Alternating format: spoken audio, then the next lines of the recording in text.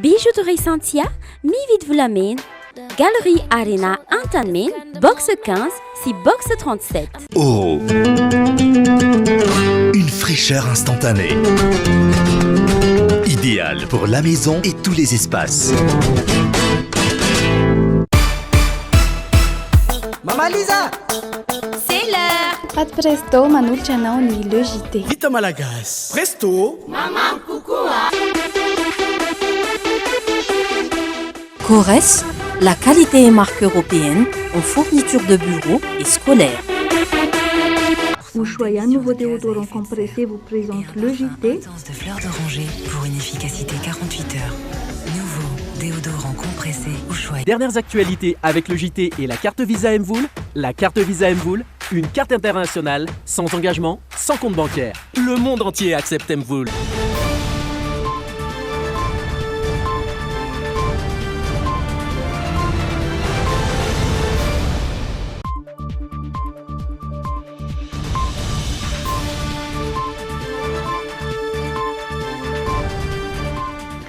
Sivy aogositra raika amby roapolo sy roa arivo miarabanao tonga sao ato anatin'ny fampalam-baovao ny Dream-in ato anatin'ny Le JT amin'izao fotoana izao avy hatrany dia andeha omenanao ireo lohatenim-baovao isan'ny hoarantsika amin'ity androany ity. Fikasana ifofonian'ny filoha naneho heviny tao amin'ny fahitalavim-panjakana i Andry Rajoelina omaly nambarany tao anatin'izany fa mazava amin'ny avokoa ny mikasika ny raharaha saingy mamela ny fitsarana anao ny asan'ny tenany. Anaovana hetsika fanentanana manokana momba ny fanaovam-bakisiny ny Nosy sy Sainte Marie hoy ny filoha omaly ho fanomanana ny fandraisana ireo mpizahan-tany aorian'ny fisokafan'ny sistany. Andro voalohan'ny atrena ny fanadinam-panjakana baccalauréat androany nizotra ampilaminana ny fanatontosana noezahana ny tadiavam-baolana kosa ireo indrokely hita nandritran'ny fanombohana. Nanomboka ny alakamisy alina teo no voahity tao an-trano ny zazatelo lankely efa taona sy kambana roa taona. Raha ny fitantaran'ny mpiray vodi-rindrina dia efa fanao n'ilay renim-pianakaviana ny mandao ireo zanany tahaka izao saingy tamin'ity indray mitoraka ity dia tsy azo no leferina intsony izany. Velaran-tany maherin'ny 9,5 alina hektara eo no kilan'ny afo ao Grèce tato anatin'ny 10 andro farany. Tsy mbola voafeny famaizana ao EB no sikely grika iray any avaratra.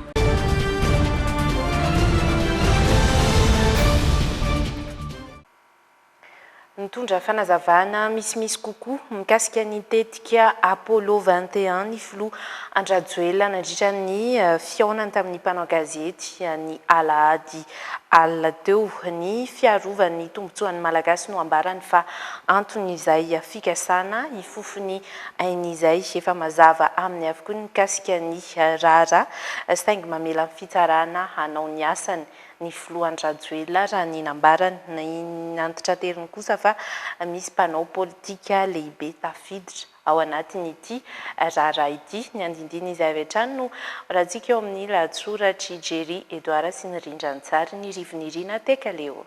Tsy azo leferina ny fifofonaina hoy ny filoha Andry Rajoelina raha nanazava ny fahitany manokana ny fizotry ny raharaha Apollo 21 tenany. Nambarany fa misy politisianina tafiditra ho isan'ireo vororoy amin'ity raharaha ity saingy tsy nanome anarana aloha izy. Allo ny enquête nitondra azy fa tsy afaka hiteny fa ny afaka teneniko anao ny renseignement azonay ny zavatra rehetrarehetra oepelantanana dia misy mpanao politika ambony tafiditra ao anatin'izao zavatra. Zo ny olona nefa ny hanana présomption d'innocence nanambara ho mamela malalaka ny fitsarana hanao ny asan'ny filoham-pirenena saingy efa mazava ho azy avokoa ny tetika asa voarafitra tao anatin'ity raharaha ity. Raharaha izay efa nomanina noho ny fijoroany hiaro ny tombotsoan'ny vahoaka malagasy.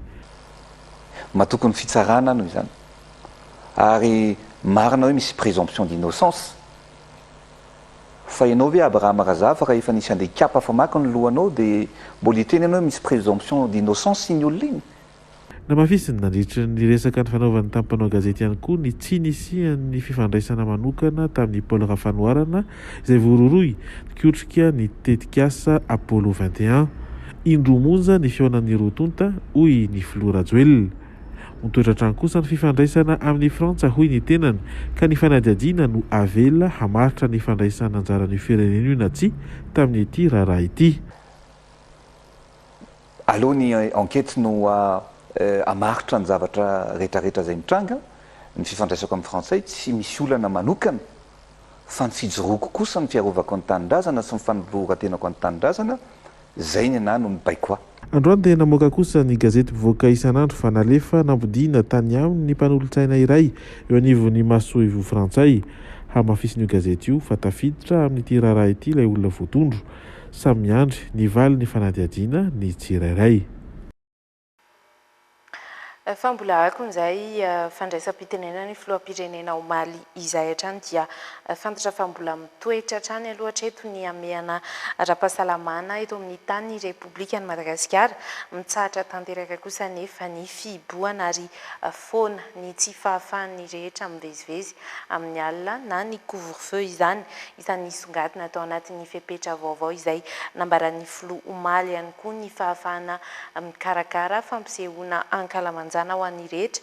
Mbola voatazona loatra eto ny tsy fahafahana mahamory olona mihoatra ny 700 amin'ireo toerana mihiboka ny famidinana ireo fepetra sy ireo teboka lehibe mifandray amin'izay no hoentiny revinirena tekaleo ato anatin'ity rafitra antsary nataony ity. Ito hiatra ho an'ny 20 andro manaraka ny ameana ara-pahasalamana na dia nanambara zany filoham-pirenena omaly fa voafehy ny valanaretina raha jerena ny antotanisa nanomboka tamin'ny fiandohan'ny volana aogositra no makaty. Ao anatin'izay nefa dia miverina amin'ny andavanandro ny fiainana satria mifarana hatreo ny fihiboana nomena alalana ihany koa ireo fampisehoana kalamanjana. Misokatra ny toeram-pilanonana amina toerana mihidy saingy tsy azo atao mihoatra ny 700 hatrany aloha ny olona ho raisin'izy ireo. Foana manaraka izany ihany koa ny couvre-feu na ny tsy fahafahana mivezivezy amin'ny alina. Tsy maintsy manao arivava avokoa ny olom-pirenena mba hanakanana ny fifindrany tsy mikaretina. Mbola mikatona hatrany kosa ny sistany iankina amin'ny fivoaran'ny toedrara ara-pahasalamana iraisam-pirenena no andraisana fanapahan-kevitra momba izay fisokafana amin'ny any ivelany izay. Ikarakara sidina manokana ho fampodiana ny teratany anefa ny fitondram-panjakana malagasy. Misa 4 ireo sidina manokana ireo dia ny 12 sy ny 18 aogositra ary ny 12 sy ny 18 septambra. Noho izany dia betsaka ireo tapitra contrat, betsaka ireo olona avy nitsabo teny izay tavelany, betsaka ny olona misy ireo olona vita fianarana. Noho izany dia zao no zavatra ataontsika. Anisy vol de rapatriement tsika ho atao apodina an'ireo teratany malagasy izay tavela any ivelany ary tsy maintsy olona manana passeport malagasy adressé eto Madagasikara no afaka mandray an'io vol de rapatriement io. Zay ny zavatra tsy maintsy atao zany ary tsy maintsy manana taratasy manamarika ny nandehanany tany ivelany ireo olona ireo. Ary indrindra tia ny zavatra tsy maintsy ho apetratsika. Tsy mety zany raha hoe olona andeha hanao vacances no avy aty ka no ataontsika ny olona rehetrarehetra zay mody dia tsy afaka mivoaka intsony amin'ny firenena any Madagasikara mandra-pisokatry ny sistany. Ka ho alaina daholo zany ny anaran'izy ireo dia omena ny Air France. Somantsy dia mivoaka indray manana passeport frantsay dia passeport malagasy ny dirany dia passeport frantsay no ivoahana fa tsisy zany amin'ireo olona rehetrarehetra zay ody no afaka ivoaka ny firenena intsony na manana passeport frantsay azy. Dia zay ny fanarahana raha tsy misokatra ny sistany dia maka fanapahan-kevitra ireny olona ireny na hijanona any ivelany na ody eto an-tanindrazana. Miainga avy any Paris hiazo ny seranam-piaramanidina eto Antananarivo ary tsy misy fiverenana ireo sidina ireo raha ny fanazavana. Manantona ny Masoivo malagasy sy ny ministeran'ny raharaham-bahiny ireo sokajin'olona tafiditra ao anatiny ireo afaka mandeha amin'ity fampodiana manokana ity ho iatrany ny filoham-pirenena hoentitra ny fanaraha-maso ny toe-pahasalamana izy ireo eny ampahatongavana. Anaovana hetsika fanentanana manokana ny momba ny fanaovam-bakisiny ho an'ny Nosy Be sy i Sainte Marie hoy ny filoha omaly ho fanomanana ny fandraisana ireo mpizahatany aorian'ny fisokafan'ny sistany no antony anatanterahana izany. Na izany na tsy izany dia mbola mitoetra ho safidy malalaka ny tsy fanerena ny fanaovam-bakisiny raha ny fanazavany. Vakisiny maromaro no efa tonga eto Madagasikara hatramin'ny volana May no makaty ny filoha Andro Andrajoela izay nanamafy fa tsy mampiasa ny vaksiny ho fanefitry ny Covid-19 saingy kosa mampiasa ny CVO entiny hiarovana amin'ny diaretina ity. Mbola mijanona ho safidy malalaky ny tsirairay avy ny anaovana vaksiny na tsy hoy ny filoham-pirenena. Na izany anefa dia mila miomana sahady amin'ny fiverenan'ny fisokafan'ny sistany sy ny fandraisana mpizahatany Madagasikara. No io dia anaovana hetsika manokana amin'ny famporisihana ny fanaovana vaksiny ny Aonosbe sy Sainte Marie. Amin'ny fanaovana vaksiny an'ireo toerana mandray vahiny dia any Nosbe sy ana Sainte Marie. Andefasantsika amin'le Johnson nany zany. Zany hoe ny olona rehetrarehetra miasa sy misehatra eo anivon'ny fizahatany na ny olon-tsotra ihany koa mifampiserasera amin'ny olona rehetrarehetra dia anao hetsika manokana tsika zany amin'ireo toerana anankiroa ao anatin'izay fanaovana hetsika fanaovam-baksiny zay. Karazam-baksiny maromaro no efa tonga eto Madagasikara raha ny fanazavana nentin'ny filohan'ny Repoblika omaly. Voalohany amin'ireo ny Covishield izay andrasana tsy ho ela ny fatra faharoa ho andreo nanomboka ny azy ny volana Mela sateo. Io ihany koa anefa ny Janssen izay ananana fatram-baksiny miisa 420 sy 3 hetsy isa taorian'ny fanomezana avy amin'ny fanjakana Amerikanina. Isan'an'olotra vaksiny ihany koa i Chine, fatram-baksiny miisa 3 hetsy anoany. Mbola ambany dia ambany ny tany fanaovam-baksiny, latsaky ny iray isan-jato raha ny marimarina kokoa saingy taorian'ny fanampiana arabola avy amin'ny banky iraisam-pirenena. Dia tombana ny filoham-pirenena andrakotra ny 10 isan-jato ny malagasy ny fatram-baksiny ampiasana ny vola anjara fanampiana ho an'ny Madagasikara io. Tao anatin'ny $100 millions io tena pendohana dia ozy isy ny banky iraisam-pirenena hoe $50 millions omena anareo don omena fotsiny zany fa $50 millions dia trosa. Fa noho ny fahaizantsika mandresy lahatra ny Banque mondiale dia anisan'ny firenena tokana i Madagasikara namena le $100 millions anaovana ny opération de vaccination eto amintsika maimai-pona fa tsy trosa anisan'le $1 milliard $100 millions azontsika zany io 100 millions io zay ny teneniko hoe areo aloha azava-tsara. Na mafisy ny filohampahibe maso hatrany omaly fa tsy mbola nanao vaksiny izy saingy mampiasa kosa ny CVO ho fisorohana ny fahazona ny Covid-19. Antony izay raha nambarany dia tsy manakana velively ny olom-pirenena iroso amin'ny fanaovam-baksiny na anerena azy ireo isafidy ny CVO ho fisorohana sy ho fanefitra. Andro vitsy izay no tsy nisy ny fahafatesana izay voaray mifandraika amin'ny Covid-19 intsony raha ho an'ny Madagasikara manokana isan'izany ny antotanisa ho an'ny tatitra ho an'ny fivoarany ity valaretina ity izay voaray andro any. Ho an'ny omaly dia olona 140 no natao fitiliana 5 tao anatin'izay no fantatra fa pozitif na mitondra ireo tsimikaretina Covid-19 izay ny ampy 140 kosa ireo sitrana soamantsara 720 amin'ireo manaraka fitsaboana no ambara fa mbola manana fahasarotana eo amin'ny soritra retina. Raha ny fintin'ny fivoaran'ny Covid-19 omaly dia trangam-pahafatesana iray ihany no hita hatramin'ny ny andohany divolana aogositra ity.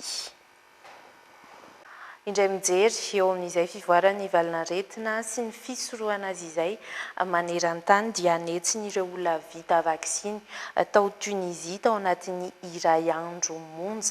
Natao izao mba hisorohana ny mety ho fiatrehan'izy ireo indray ny andiany manaraka amin'ity valinaretina ity hoy ny fanazavana tsy ahivina fa vao tao anatin'ny herinandro vitsy monja izay no niatrika fasahirana nagoavana tamin'ny tsy fampiny oxygène sy ireo fotodrafitrasa mandray ireo marary tsabony eny anivon'ny hôpitaly Mpanjakana raha i Tunisie manokana. Nahatratra amin'ny 8 sy 10 tsy nisy andreo olona nisitraka vaksiny fanefitry ny Covid-19 tao anatin'ny iray andro monja tao Tunisie. Tsy maintsy nirosona ny fanafanganana ny fampisitrahana ny vaksiny ho an'ny mponina mba ahafahana misoroka ny fianaky ny valanaretina raha ny fanazavana. Tombony lehibe ho azy ireo raha teo ny fanomezan'ny firenena tandrefana sy ny arabo fatram-baksiny hatramin'ny 9 tapitrisa na ahafahana nanatanteraka izao hetsika izao. Mahatratra hatramin'ny iray faingo 3 tapitrisa izao ny olona nisitraka fatram-baksiny feno 5 volana taorian'ny fampelezam-baksiny tao Tunisie. Antenaina fa isitraka fatram-baksiny indroa miataona ny antsasa-manila ny ponina mitapaky ny volana oktobra ho avy izao raha ny fanazavana trany. Tsara ny manamarika fa ny 10 isanjaton'ny marary ny Covid-19 ao Tunisie dia vokatry ny variant Delta avokoa. Efa nanomboka tamin'ny volana Martsa lasa teo no nitombo avy roeny ny lavon'ny Covid-19 tao an-toerana. Amalaon'ireo trangy ireo dia nanao antsoavo ny amin'ny tokony hanafainganana ny fampitsitrahana vaksiny ho an'ny ponina ny teo anivony vondrony iraisam-pirenena misahana ny fahasalamana. Raha tsy ahivina ihany koa fa ho tselakory izay no nirotsaka an-tsehatra nandray an-tanana ny marary ny Covid-19 ny mpitsapy tsy miankina tao Tunisie. Tsy naharaky intsony mantsy ireo mpitsapy tany amin'ny hôpitaly Mpanjakana. Mbola ny logiteny arahanao amin'izao fotoana izao pediny politika tsy maintsy hirosona ny fanovana ny mpikambana eo anivon'ny gouvernemanta. Tsikaritra ny tsy fahombiazan'ireo minisitra sasany saingy no amafisiny filoha Andry Rajoelina kosa fa tsy maintsy mbola tafapetraka eo amin'ny toerany ny Prime Ministra Tsay Christian tsy voafatra kosa nefa ny fotoana izay anatanterana izay fanovana rafitra ny mpikambana eo anivon'ny gouvernemanta izay. Dia arahana ny fanampanazavana entiny Jerry Edouard sy Revinirina Tekaleo. Roa taona sy tapany taorian'ny nitondran'ny firenena mitombona izao ny tsy maintsy hirosona amin'ny fanovana ny gouvernemanta.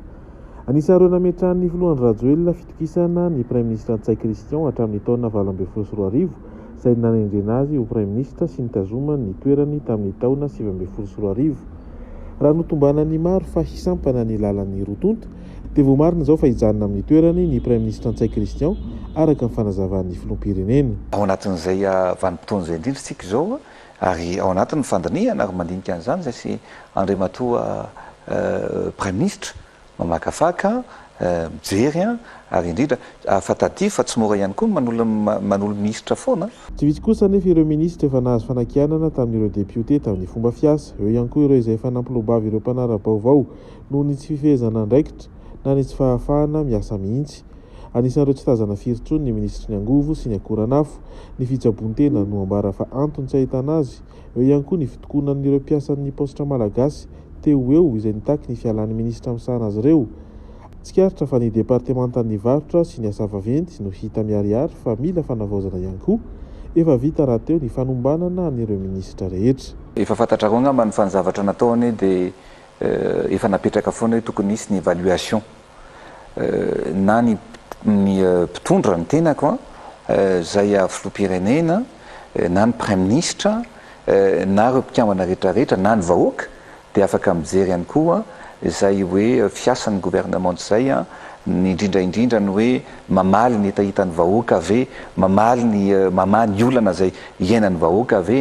Hiditra amin'ny fisokafana ary ve ny fitondram-panjakana tsy voafaritra raha ho politika na ho teknika ny firafitry ny gouvernemanta vaovao. Efa natsidiky ny filoha kosa fa amin'ny herinandro no iresahana mikasika izany toa efa manome fotoana sahady.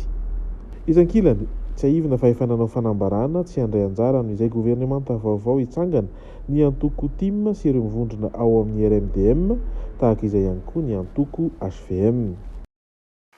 Ary dia mifandray amin'izay avy hatrany naneho ny heviny mikasiky ny fanambarana ataon'ny filoham-pirenena iny ny solombam-bahoaka voafita ao amin'ny distrikany Toamasina voalohany tsy ampiova ny fiainam-pirenena ny fanovana na tsy an'ireo mpikambana eo anivon'ny gouvernemanta raha ny heviny noresahana manokana ny fanamboarana ny lalana izay mampitohy ny renivohitra sy ny tampon-tanàna ny Toamasina. Eo ihany koa nefa ny fanaovam-baksiny izay voalaza fa antsitrapo anefa angatahana famatsim-bola goavana eo amin'ny sehatra iraisam-pirenena. Dia rahantsika izay fanampy fanazavana izay.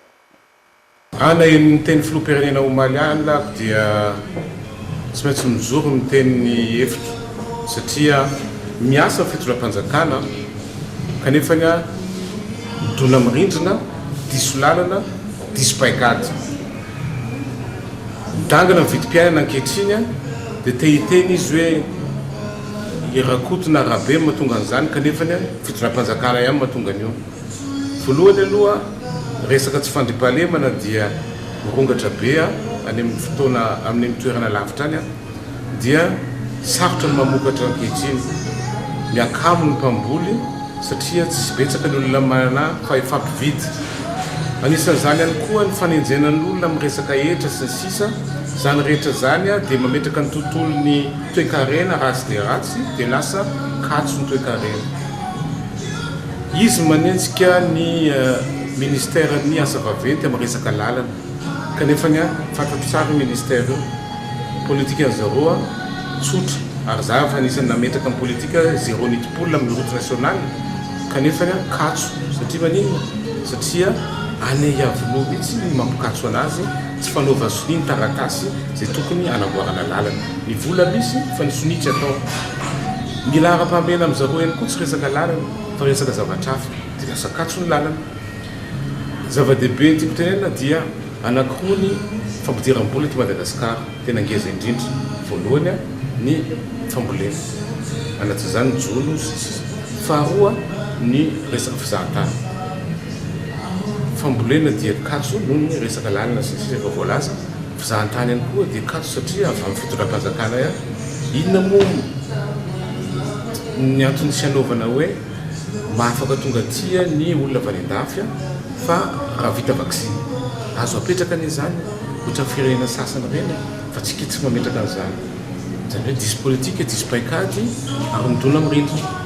Anatin'izany ihany koa ny olona miresaka vaksiny milaza izy hoe vaksiny dia zay teanao manao nefa ny izy ihany avy eo milaza hoe nangatabola $100 million anaovana vaksiny tsy azoko tsony laharam-pamena sa tsy laharam-pamena za miteny amintsika fa laharam-pamena fanaova vaksiny izy miteny hoe izy tsy nanao tsy matoky an'izany efa vita vaksiny zao izy fianakaviany sy ny filohan'ny androm-panjakana maro efa vita vaksiny. Ny zava-dehibe ihany koa dia ny fametrahany zareo le hoe fonds souverain ty tena grave be io ary za mihitsy anisan'ny tsipaka an'io voalohany amin'ny assemblée nationale so ihany koa le dossier zany hatramin'izao mbola tsy tonga ao tsy haiko na ny banque mondiale tsy nanaiky an'le izy angamba na tsy fantatro fa fonds souverain dia tsara ho fatavahoaka malagasy fa fond miainga avy amin'ny vola maloto anatin'izany volan'ny drogue anatin'izany volan'ny trafikina rongony trafikina volamena trafikina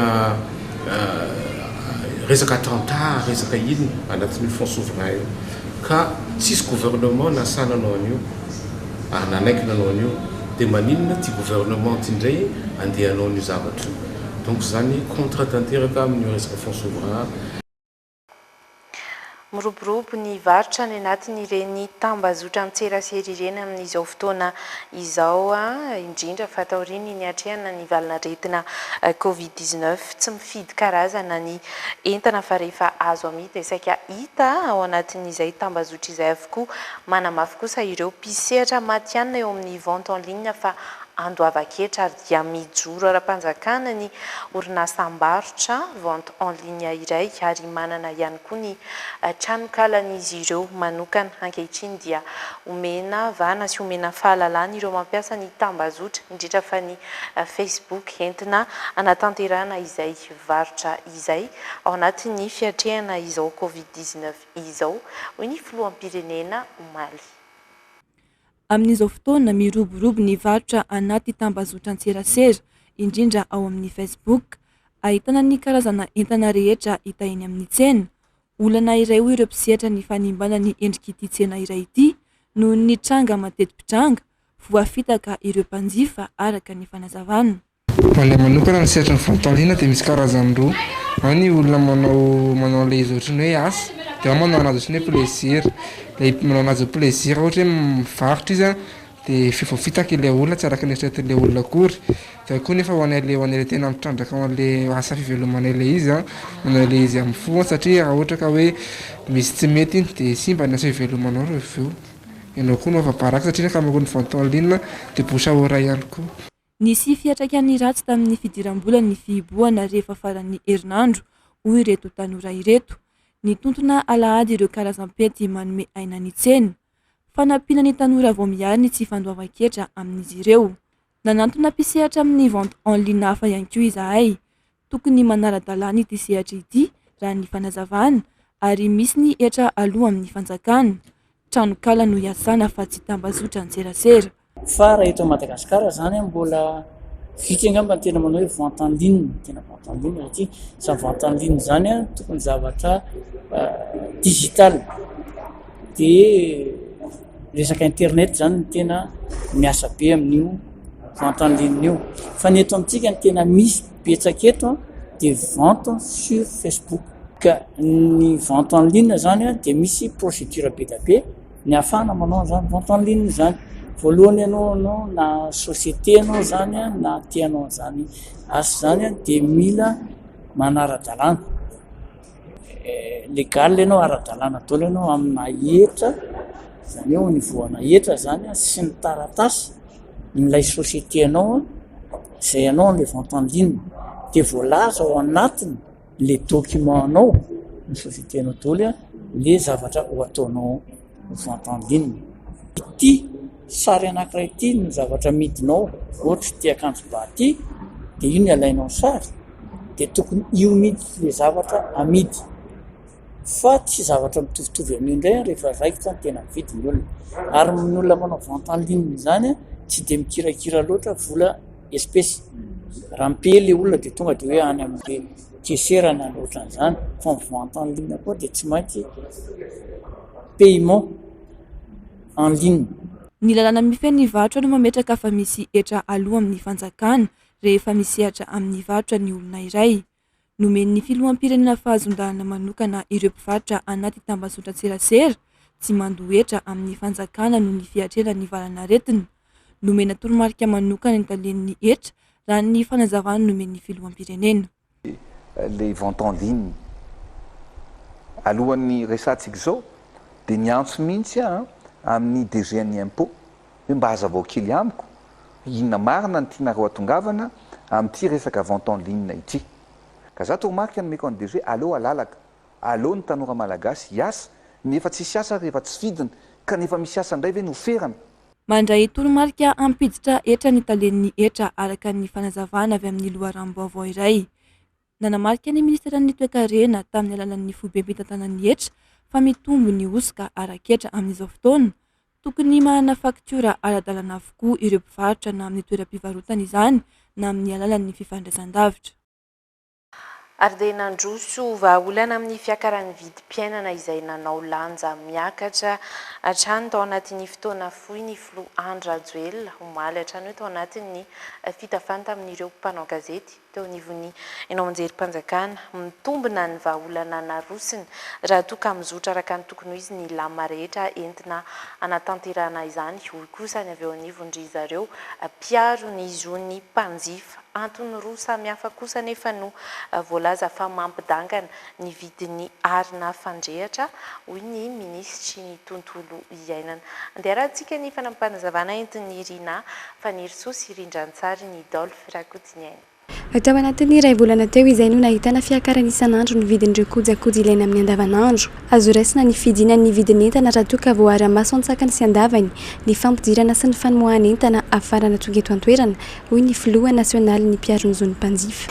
Azo atao zany raha tena samy mandray andraikitra ny tompona andraikitra isan'ambaratongany ny ady tsotra arao maso ohatrina ny vidianan'ny entana tany tamatavy rotra ka menaka ny resana dia tokony ohatrina tonga eto Antananarivo izany tena mpandrarà manana carte rouge satria ny matetika olana dia misy ny mpandrarà tsy manana carte rouge nefa mandrarà izy dia resaka manao spéculation fotsiny ataondrarà ao anatin'izay zavatra zay. Donc ny ataony contrôle de stock nireo grossiste sy mpanafatra importateur dia fantatra hoe aiza tokony vidinentanareo ohatrina ny vidiananareo azy facture sy ny sisa.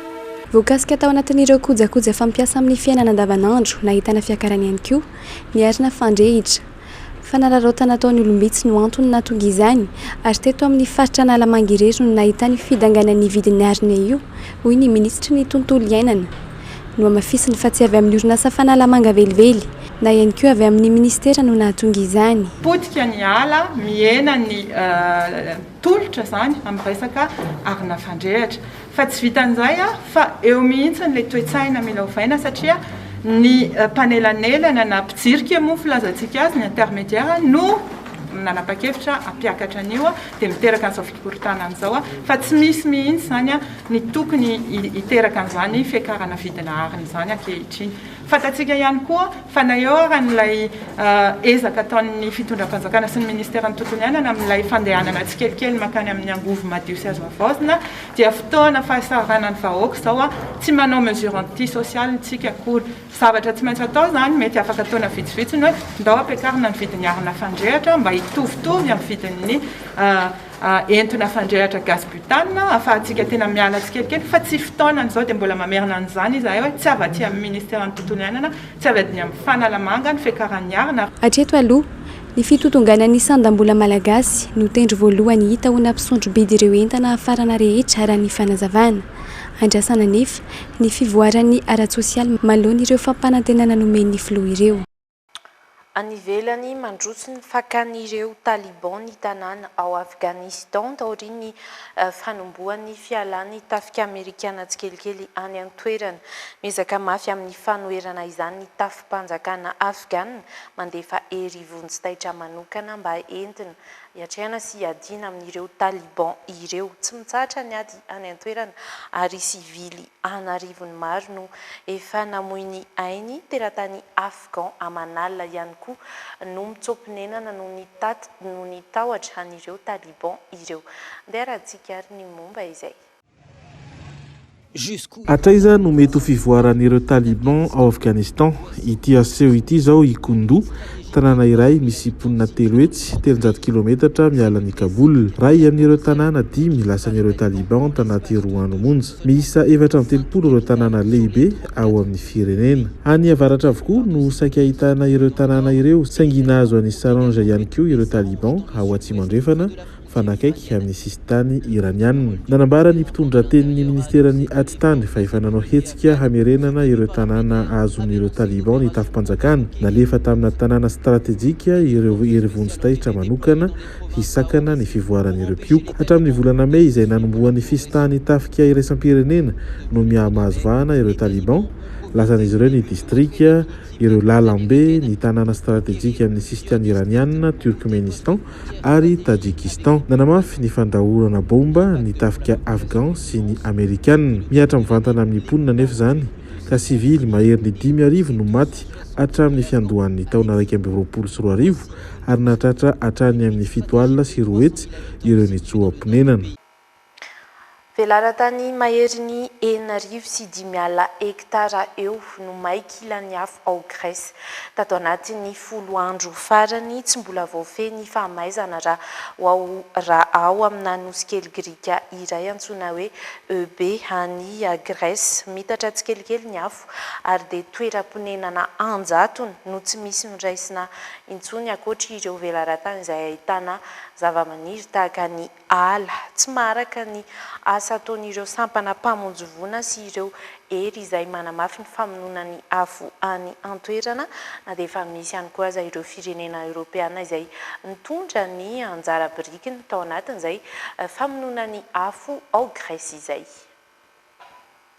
tsy fankahitana ny setroka sy ny hafanana izay ateraky ny fahamaizana ao EB mampanano sarotra ny asan'ireo mpamonjovona ny zava-misy any an-toerana tahaka ity helikoptera ity izay zara raha mahita ny lalana andehanana eninandro izao tsy namela mahazo ity nosy kely grika ity ny afo tsy manana hery adina amin'izany intsony ankamaroan'ireo olona very fananana tao anatin'ny indray mpimaso monja vetivety mifiparitahan'ny afo ka ireo izay mbola matanjaka no miezaka mampiasa ny fitaovana eo am-pelatanany tena mampalahelo ny zavatra iainany amin'izao fotoana Andriamanitra sisa no anankinana ny mombanay manao izay azo atao amin'ny eto am-pelatanana ihany zahay saingy tsy hita mihitsy ny fitondram-panjakana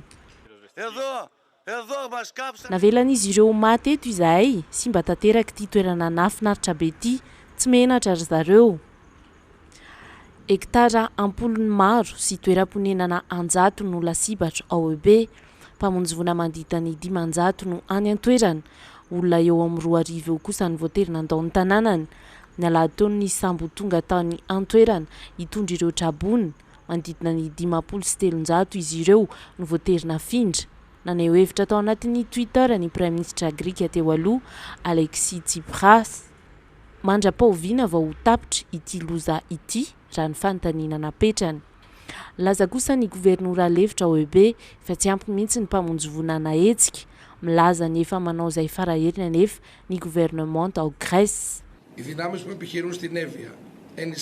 Efa tena nampitomboina nisandreo mpamonjy vona OEB manao izay ho afandreo mpitandro filaminana anabakabaka sy antanety ary tsy nitsahatra nanondraka rano ireo fiaramanidina.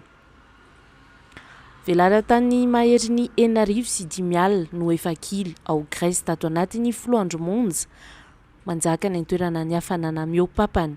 Firenena maro Europa no efa nitondra ny fanampiana tamin'ny fanamafisana ny famonoana ny afo saingy hatreto aloha mandeha mafy noho ny asan'izy ireo ny fiparitahan'ny lelanafo ao EB. Pediny fampianarana andro voalohany hatrehana ny baccalauréat fanadinam-panjakana amin'ity taona 2024 ity androany nizotra ampilaminana ny fanatotizana izany raha ny teny amin'ny sekoly iray izay fohy be mpanadinana nandalovan'ny mpanao gazetinay teto amin'ny logité tamin'ity androany ity nezana ny tadiavana vahaolana kosa nefa ireo indro kely izay hitantaratra nandritra izay fanomboana izay no tsy hivina tamin'ireo mpiadina hatrany nefa ireo fepetra izay tsy maintsy arahana rehefa miatrika fanadinam-panjakana tahaka izao ity raha teo no taona faharoa ny hatrehan'ireo mpiadina baccalauréat izay fanadinana izay saingy tao anatiny tsy maintsy fanajana ny fepetra ara-pahasalamana taky ny fisorohana ny Covid-19. Miisa 27 sy 709 sy rahetsy ireo ankizy voasoratra ao anaty lisitra hiatrika ny fanadinam-panjakana baccalauréat manirana ny nosy amin'ity taona 2024 ity. Ny 427 amin'ireo no avy eto Antananarivo tahaka ny isan-taona ihany. Ny taranja filozofia sy ny teny vahiny isafidianana no taranja nanomboana ny fanadinana androany. Samy nanana ny fomba nandraisany ny lazadina avokoa ireo mpianatra sendranay ny maraina teo. Normal ihany fa satria zavatra efa natao ihany no sy atao dia efa tsy dia hoe ny ambina zavatra grave loatra satria le sujet le atao ny profnay anay mihitsy no voka tany le sujet fa ankoatr'izay aloha dia izay ihany aloha. Sarosarotra ihany fa azo nefina le izy le manazava le izy ny sarosarotra moa le izy koa tsy nampozina mihitsy fa azo lazaina hoe mora ihany. Moramora ihany. Le teknika efa nampianaran'ny ramosiana atao ampianarana. Tsy nanano sarotra tamin'ny tompon'andraikitra ny fandrindran'ireo mpiadina androany raha ny fanazavana. Nanaraka ireo toromarika napetraka avokoa ny mpiadina na izany aza nisy ihany ireo fanamariana vitsivitsy ho an'ny tetsy amin'ny fitoeram-piadinana LM manokana. Ny olana kely rehefa mety zao ny fanadinana dia misy kely foana tsy fatomananjavatra eo amin'ny hoe misy ny ankizy manadiny ny taratasy fiantsoana convocation mety ny convocation any EPS io na ny convocation any écrit na ihany koa ny karapanondro. Kanefa na izany tsy izany dia efa misy base de données anananay avy any amin'ny office du bac dia vérifienay ao izy hoe mpiadina eto aminay ve tokony hanala. Raha vao vérifienay ao izy sy vao mary ny antso atarby izay fanaovanay amin'ny office du bac dia afaka miatrika. Kanefa ny ariva kosa izy dia tsy maintsy mitondra ireo taratasy famantarana azy izay lazainy fahadininy tany an-trano ary ampisehony ato aminay izay izy vao afaka manohy. Notsahivo ny tompon'andraikitra fa ankoatra ny alatahaka na ny endrika sahala amin'izany dia voarara ny lalàna ny fikirakirana finday mandritra ny fotoam-panadinana. Tsy azo atao ny mpiadina ihany koa ny miantso atarby ao anatin'ny toeram-piadinana. Mety afara amin'ny fanalana ny mpiadina ao anaty lisitra ny fanjikan'ireo fepetra ireo raha ny fanazavana. Trangam-piarahamonina avy hatrany no hanohizana ny vaovao nanomboka ny alakamisy alina teo no fantatra fa vao hita ao an-trano ny zaza telo lahy zazakely izay miisa anankitelo izany efa taona sy kambana anankiroa samy roa taona. Raha ny fitantaran'ny Pray Vodirindrina dia efa fanaon'ilay renim-pianakaviana no mandao ireo zanany tahaka izao saingy tamin'ity indray mitoraka ity izany dia tsy azo no leferina intsony izay fihetsika izay tsy nisy na fantatra ny fijanonan'ireo zaza ireo nandritra ny alakamisy alina tontolo raha ny fanazavan'ireo manodidina izy ireo efa nitomany ny zoma atoandro vao nisy na tsikaritra ary zaza efa tratra ny hinana savoka sy ny fangaro tamin'ny malotony no tazana rehefa nompitsiana nosokafana ny varavarankely izay tokantrano izay ny Antsipriam-baovao hotatery ny Ainarabarisoa sy Stefan Rakotomalala ity vaovao ity izay mbola hoentina aminao anatin'ny live talk ihany koa. Ny alakamisy hariva notazan'ny mpiara-monina farany tao an-trano ny renim-pianakaviana iray. Taorian'izay dia nitanteraka ny trano. Zoma efa ho atoandro mihitsy vao nahatsikaritra ny mpiray vodi-rindrina fa misy zaza mitomany. Nezay nanovoaina ny varavarankely ka zazakely miisa 3 ny tao. Efa taona ny zokiny ary kambana 2 taona vao avy natao asoavana ireo zandriny. Efa niosina maloto sy nihinana savoka ireto azy ireto hoy ny fitantaran'ny mpiara-monina. Herintaona mahery teo zany reto olona reto no mipetraka tato amin'ity trano ity. Dia le vehivavy mananjanaka kambana roalahy kely 2 taona ile kambana roalahy dia miaraka amin'ny zokiny lahy kely 4 taona. Dia nisy bebe no niaraka tamin'zareo. Dia efa matetika mihitsy le vehivavy le renin'izy 3 lahy zany no mandao an'ireo zazy ireo. Dia tamin'le renibe mbola teo dia le renibe foana no miandraikitra an'le ankizy. Fa noho ny avy eo nisy taona tsy vitan'le renibe intsony le ankizy dia nateriny tany amin'ny masery. Efa misy taona kosa zareo nakapitaiza dia avelany amin'ny olona ohatr'izany foana le zaza. Fa ny zavan'seho nanomboka tamin'ny lakamisy amin'izay ny tena hoe nampahontsana ny manodidina rehetrarehetra zany hoe renim-pianakaviana ve mahavita zavatra ohatr'izao. Satria raha ny filazan'ny olona dia lakamisy hariva io ramatoa io nahitany olona farany teto amin'ny tany teto amin'ny manodidina. Dia ankehitry ny hoe lakamisy hariva zany dia efa navelany tao le zaza ireo. Marina fa nidiny aman-trano le zaza zany na trano varavarankely ny varavarana nidiny lakile. Nidiny tao izy 3 lahy. Dia lakamisy alina zany ireo zaza ireo tsisy nahita fa tao. Tonga ny zoma maraina nandeha ny zoma atoandro nanomboka nikikika nitomany amin'izay izy roalahy kely. Dia izay vao nitaitra ny manodidina hoe efa misy zaza mitomany ato nefa ny trano mihidy daholo. Dia nivoaina le lahy kely zany efa mba 4 taona dia efa afaka mba tenena hoe anovy le karetsaka amin'le varavarankely ahafahana mamoha an'le varavarankely. Dia nivoaina zany le varavarankely dia ireo izy 3 lahy efa hita nisy olana hita maso mihitsy afaka mijoro vavolombela fa mandrapaka savoka le kambana kely roalahy feno safotana savoka daholo ny tanana miaraka amin'ny sotro io nisy ny tana sotro mihitsy le anankiray. Nampandre ny fokotany sy ny manam-pahefana avy hatrany ny mpiara-monina tamin'io zoma io. Nilaza ireto farany mba andraisan'ny fiarahamonina an-tanana ireto zaza ireto mandra-pahatonga ny reniny. Saingy nisabotsy maraina mihitsy vao nipoitra ilay ramatoa. Tsy nisy fanazavana be noentiny akory mahakasika ny fandozan'ny zanany araka ny fitantarany natra maso hatrany. Nentina nanatona ny mpitandro filaminana izy ary nilaza fa tsy amerina intsony ka nalefa nody. Fotoana vitsy taorian'izay nefa dia nilaozany indray izy 3 lahy kely ary tsy niverina ilay reny hatramin'izao. Vary sy ny anana dia nalasa moa zany izay na dia hoe ndao ampandrenesina ny fokotany sy ny manam-pahefana. Dia tsy nahatratra ny taon'ny fokotany izay dia tonga dia nandeha teny Antsara lalàna eny amin'ny polisy misahana ny herisetra tao amin'ny ankizy tsy amin'ny zaza sy ny ankizy tsy ampy taona. Dia nandeha teny izay dia niteny zany tonga dia nandray ny fitarainana dia nilaza ry zareo fa hoe rehefa tonga le ramatoa raha ohatra ka tonga le ramatoa dia tonga dia hoenty makaty le ramatoa miaraka amin'izy 3 lahy. Izy efa mianaka zany hoentina any amin'ny polisy fa miangavy anareo mpiara-monina aloha izay amin'ity alina ity mba raiso an-tanana ry zareo. Dia tena tsy mety zany eritreritra hoe zazakely ireo hoe dia avela tororery ao ny vy ny atahan'le trano avoakanay avy eto amin'ny varavarankely. Satria izahay efa nampandre manam-pahefana dia manam-pahefana efa namiala anay hoe avoay tao ry zareo raiso an-tanana ry zareo zany. Dia navoakanay dia namenay trano sasanay dia nomenay sakafo dia nomenay trano. Dia tonga amin'izay ny ampitso maraina n'iny tamin'ny 9 latsaka teo no nisy ny andro izay hoe midina fa tonga ho le ramatoa.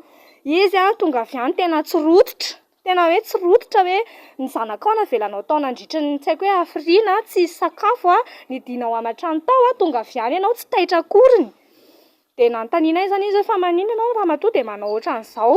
dia mbola valibiraingana moa zany ny ataony anay hoe izy ony tsy maintsy miasa, ny bebe ano ny any Fianaratsoa dia efa natsony fa hoe andefasana frais dia ho avy, dia tsy ohatrany hoe tsy asiany vidy tsy asiany dikany mihitsy zany hoe ilay zaza na nidiny tao amin'ilay trano tao dia hoe fangaro ireo zaza ireo raha matoa ity biby no idina ao aman-trano ao sy nina tsy amenao sakafo tsina dia izy moa zany mbola miezaka miaro tena ihany. Olona zany tsy nanaiko hoe tsy miazo miala eto ianao izay tsy tia lalana ho any am-piasana ianao na inona fa ny fantatra dia makany amin'ny polisy ianao zao hoentiny izy telo lahy dia makany amin'ny polisy satria efa izay no nifanarahanay tamin'ny polisy teny Tsaralalàna. Dia nentin'ny fokotany izy niaraka tamin'ny solon-tenam-piarahamonina teto nentin'ny fokotany nandeha nakany amin'ny polisy ry zareo. Dia izaho moa zany tsy naharaka an'izay resaka tany fa ny zavatra nahagagana fotsiny afaka adiny iray sasany teo fanena tamin'ny tary ambany tary izy efa mianaka ohatrany hoe tsisy ninina dia niverina taty an-trano zany ry zareo, dia ny olona efa lasalasa namonjy ny asa aman-draharaha daholo dia ankizy sendra tavela tato amin'ny teo ampitan'ilay trano misy an'ny zareo zany no nametrahany an'ilay zaza indray dia iny indray izy ny lasa. Tsy maintsy nandray ny andraiky ny nitondra ireo zaza teny amin'ny polisy misana ny herisetra tao amin'ny zaza tsy ampy-taona eny Tsaralalàna araka izany ny teo anivony fokotany tsara faritra Tsimbazaza Omaly Alahady.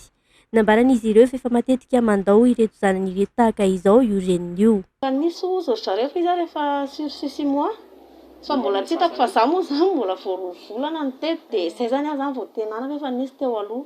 Ny andraikitra nandresinay teto amin'ny fokotany vao fokotany zany ny nanomboka ny sabotsy maraina satria sabotsy maraina ry zareo vao niantso anay fokon'olona dia nitondra tanana n'ilay reniny sy ny zaza tany amin'ny polisy satria izay moa nefa tsy ny polisy ny alaka zoma hariva hoe rehefa tonga ao ny reniny dia hoe tao tanana aty dia niantoka amin'ny frais taxi aller retour zareo nona tsisy sakafo dia nividanina sakafo dia ny avy any amin'ny polisy moa hoe ndana fa miakatra parika amin'ny herinandro dia nentin'ilay renin'ody indray ilay zaza ka vetivety teo modina petsany hoe hividy crédit fa vetivety dia tsy hitandray izy ny sabotsy tontolo la sabotsy alina tontolo dia maly maraina indray izahay fokotany sy ny vahoaka ny famory hoe inona ny tokony atao dia andao aterina any amin'ny polisy zany fa tsy hitantsika azy atao an'ireto ny reniny antsoina mamono telefona dia mbola niraisinay andraikitra indray nentina tany amin'ny polisy tany Tsaralalàna dia tamy moa zany izy telo dahy amin'izao fotoana izao dia tsy hainay intsony ny tohany dia mbola izay ihany mbola niantoka ny déplacement rehetrarehetra sy ny sakafo omenan'ilay ankizy.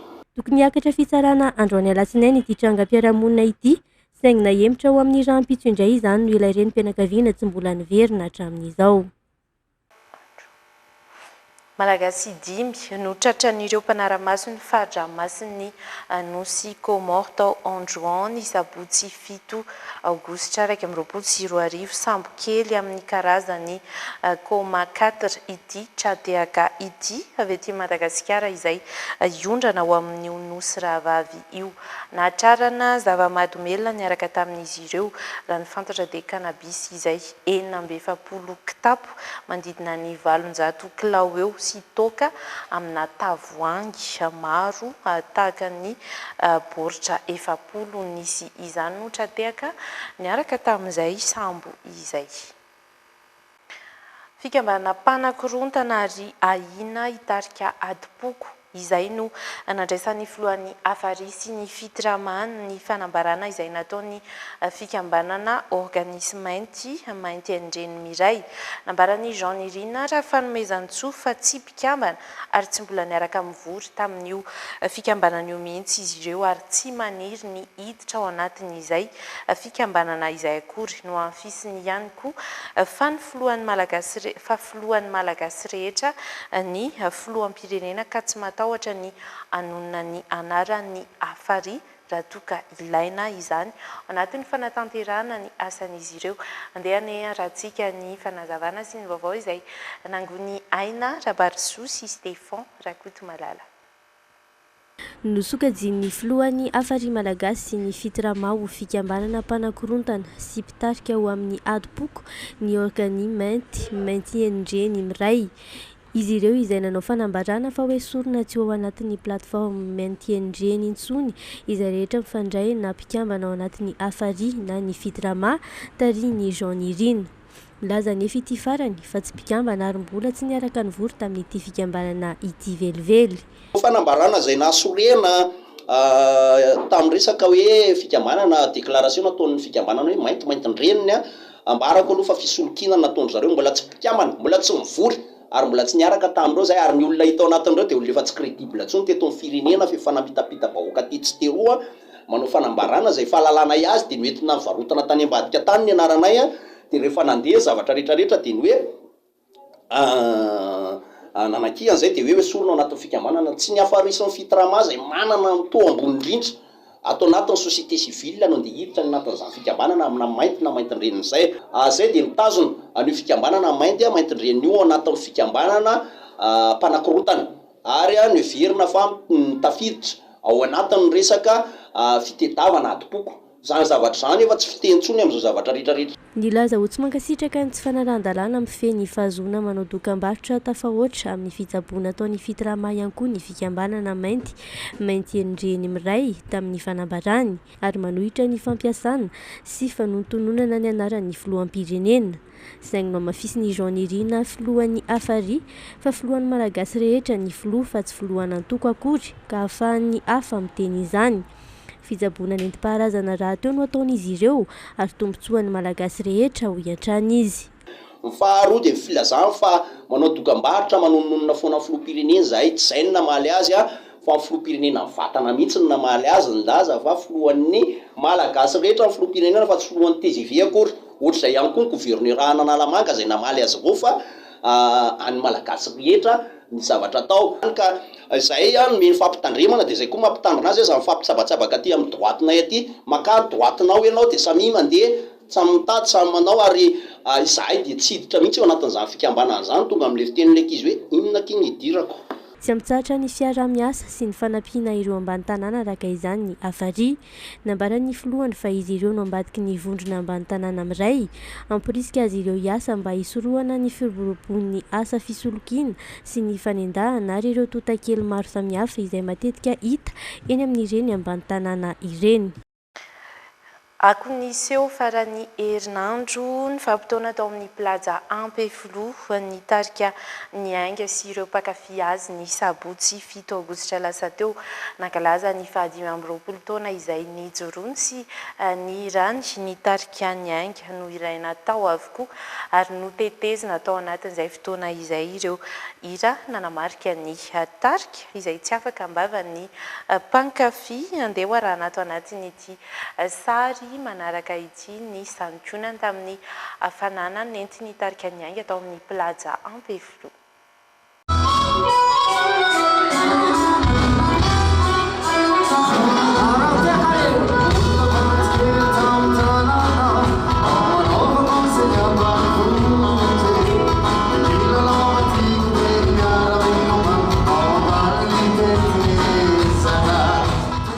Iza no tsy malala izany hira izany amin'ireo mpankafy ny ainga naredina ny teto amin'ny plaza Ampeflo ny sabotsy lasa teo.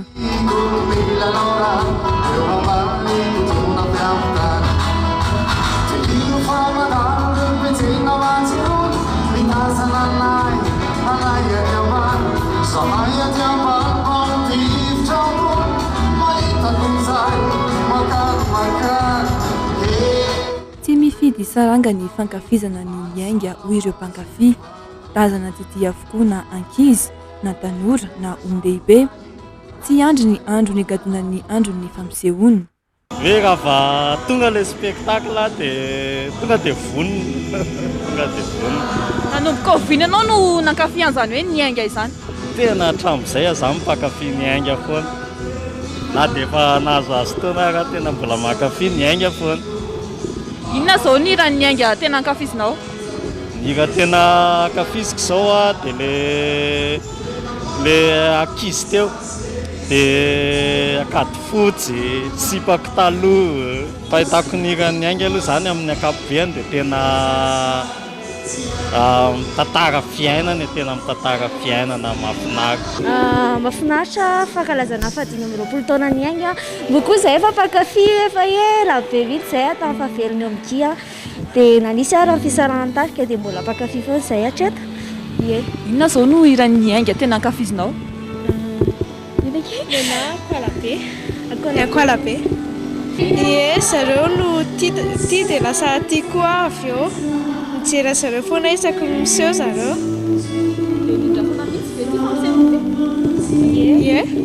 Fanendrasana e. Tao anatin'ny confinement tsy nisy spectacle mihitsy dia efa niandry efa ela be zay moa zay efa sady mpakafy no Fans Club aniainga teo foana. Tiako daholo aloha zany ny raha niainga ray manontolo fa ny tena tiako cause vrai. Amin'ny mahafety fankalazana tsingeritaona azy tsy adin'ireo mpankafy ny rarisoa ny tarika. Ny teny kely avy aty amiko zany dia tohizy foana ilay izy fa tsara foana irinay foana ny tohizan'ilay izy na dia efa tsy atsony ary migia mbola mipetraka tsara foana le talenta amin'ny tarika anainga zany. Rarisoa zareo dia tohizana resy fa tsara tena tsara. Papay daholo kokoa Yasina zay mankafy foana. Mankasitraka ny tariky ny ainga dia mirarisoa ny tariky ny ainga mba ho tonga amin'ny 5 taona manaraka satria ao anatin'ny fankalazana ny 5 taona zay tsika zao.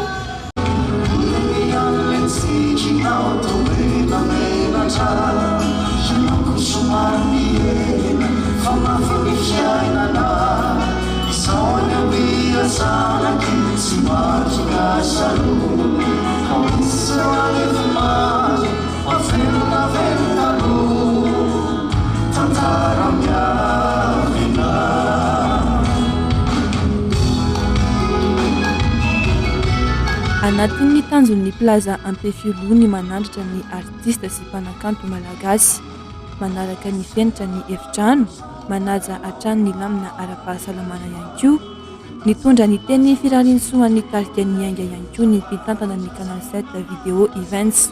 Amin'izao fankalazana ny 5 taona ny ranon'ny tarika ny ainga izao izay atolotra Canal 7 Events moa ato amin'ny plaza Ampefilo dia mahafaly anay nanomboka an'izay concert zay efa mandinika programma any amin'ny faritra zay amin'ity fankalazana ny vansika amin'ny anniversaire ity fa eo ihany koa hoe mirary ny soa sy ny elandriny zao ny tarika ny ainga otratra ny 5 taona manaraka indray.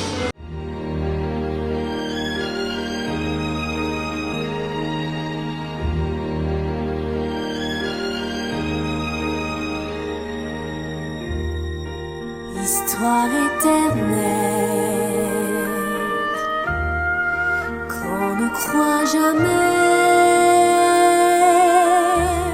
Etsika manaraka azo atrehana ety amin'ny plaza Ampefilo ny La Magie Éternelle, ampianana ireo hira malaza anaty horonan-tsary miaina ny alarobia 20 aogositra sy ny sabotsy 20 aogositra 2024 ho avy izao.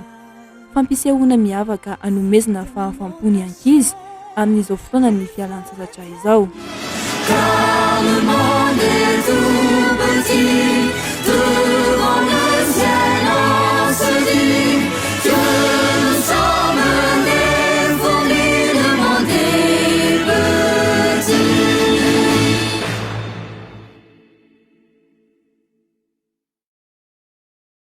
Mialohan'ny tena isarana dia andeha ho ampahafantariko anao androany aloha ny vinavina ny mety ho toetry ny andro raha mpitso mba hahafahanao miomana raha toka tsy maintsy andeha hivoaka ny trano.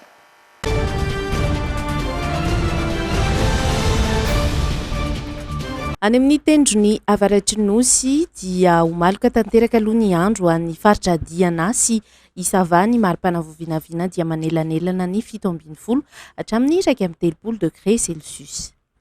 Raha jerena kosa ny any amin'ny tapany andrefany Madagasikara dia any Sofia ihany aloha no homalokaloka izay tontolo androny rampitso izay fa hibalika tanteraka ny masoandro sy ny tontolo andro rampitso any Boeny, Melaky sy Hibetsboka hafana ny andro amin'ireo faritra ireo ka 17 ambany indrindra raha toa ka 3.3 degré Celsius no ambony indrindra.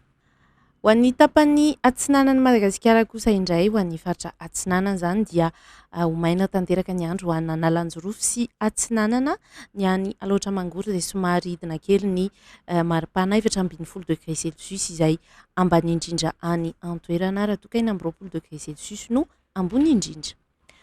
Faritra manaraka tahaka ny eto Avoatana ahitana Nalamanga sy Ivakinankaratra dia ifandimby aloha ny rahona sy ny masoandro ho an'ny tontolo andro ny rampitso ary tena ilatsaka ambany dia ambany izay maripana izay 10 degré Celsius any Atsirabe any. Ho malokaloka ny tontolo andro kosa ho an'ny Bongolava sy Ita sy ny maripana voavinavina ho ambony indrindra eto avoatany dia 5 degré Celsius. Faritra atsimo atsinana Madagasikara dia ifanimby rahona sy ny masoandro ana Moromani matsihatra ambony sy Iorombe raha toka dia ibalika ingabe masoandro any Vadivafidovonany sy atsimo atsinanana eo anelanelany 7 hatramin'ny 20 degré Celsius ny maripana any amin'ireo faritra ireo. Farany ho an'ny ilany atsimo andrefana Androy Menabe atsimo andrefana sy ny faritra Anosy dia ho afana tanteraka zany ny tontolo andro ary ho maina ihany koa tsy hisy orana. Ny maripana dia eo anelanelany 10 ny ambany indrindra raha toka 20 no maripana ambony indrindra. Dia mifarana hatreo ny fotoanako aminao amin'ity androany ity ankasitrahako ianao naharitra nijery hatramin'ny farany toy ny fandarana eto amin'ny fahitalavitra eto amin'ny Dreamina ny tena kosa dia mametraka ny veloma mandrapitafa ho amin'ny rahampitso indray veloma tovoka.